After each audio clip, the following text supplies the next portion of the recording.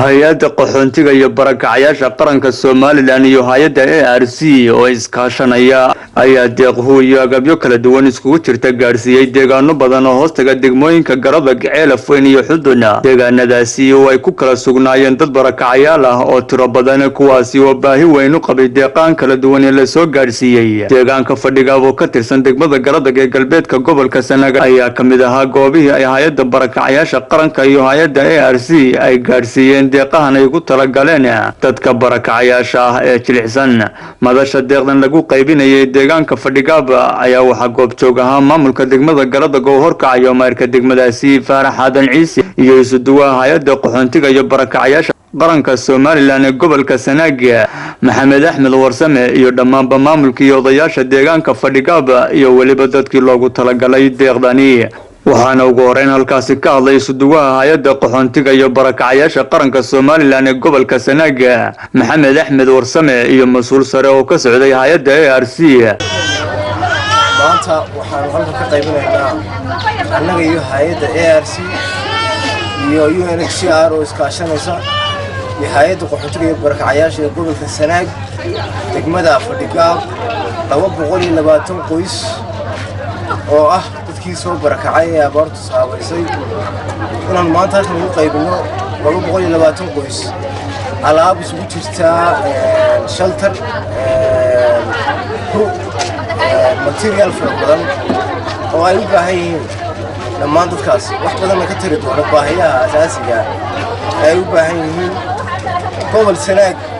15 meelood ayaa loo aastaysan inaanu ka qaybino alaabtan nasiib waxa uu yeeshay ugu horeysay tuulada Fadhigaab oo hoos timaata degmada Garada saasaan u soconaynaa kuwa kalena insha Allah taala weegan ayaan ku wada qaybinaynaa hawshaas ay naga soo dhamaanaysaa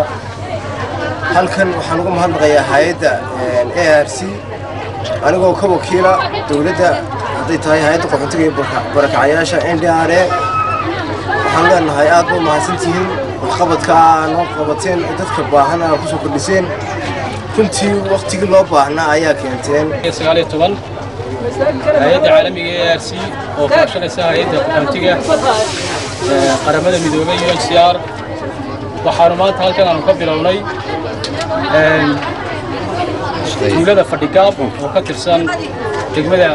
Garada gurmad degdega oo ay soo gaarsiinay qoysaska ay abaaraha iyo khilaafyada colaadaha ay saameynta ku yeesheen amba ay soo barakiciyeen. halkan maanta waxaan ku qaybinaynaa 220 qoys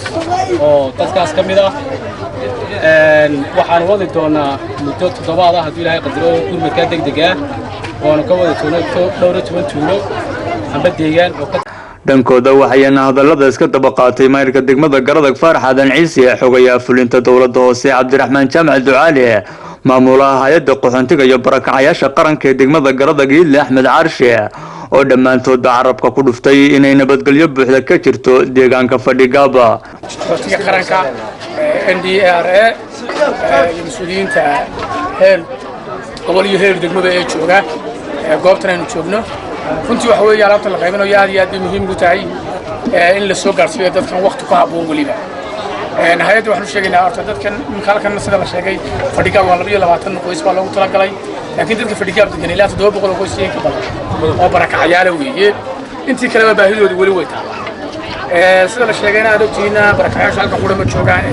meel fara badan bay joogaan waliba halkan meel wada ay ku taalaayo meelaha leexsanta aan la gaarin baa ugu daran oo in la gaarsiiyo ay u baahan tahay fariintan farayna waxa weeye sida la moodiyo dhulka waa nabadgeliyo qolkiiba 9 nabadgelyada dhulka badan ma aha in ma garanaysa marka la yiraahdo meesha nabadgelyada daraka jirta boqolkiiba kuwa hay'adii maraya kuwa kale way tagayaan anagu waa maraynaa shilal marar dhaca way jiraan laakiin waxa soo dhan waxa weeye in lagu daayo maaha dadka baahan ee waqtigu hayo in lagu daayo maaha waxaan ugu baaqaynaa hay'adaha inay yimaadaan oo soo galaan oo annagaaba raacayne nabadgelyada ka mas'uulay waxa weeye ay keenaan wixii ay tari karaan oo agab oo ay ugu sareeyo in isduwii gobolka ee barakacayaasha hay-adda IAS oo ah hay-ad muujinaysa dadkan oo dad badan oo gobolka Sanaag ka tirsan ka muujinaysa halkan waxaan sheegaynaa kaayaga maamulaha in midgale u taam tahay hay'adaha kalena waxaan u sheegaynaa inay ka hawlgali karaan mahad celinaynaa waxaan halkan ka qaybinaynaa 220 qoys oo hay'adaas timi sidii mas'uuliyiintii ugu horeysay ay u hadleen waxaan fariin u diraynaa hay'adaha dowladda Soomaaliland jooga inay gobolka Sanaag taakuladiisa la soo gaaraan marka anigoo ah iskuwaha maamulaha degmada Garadeg ee hay'adda qaxootiga iyo barakacayaasha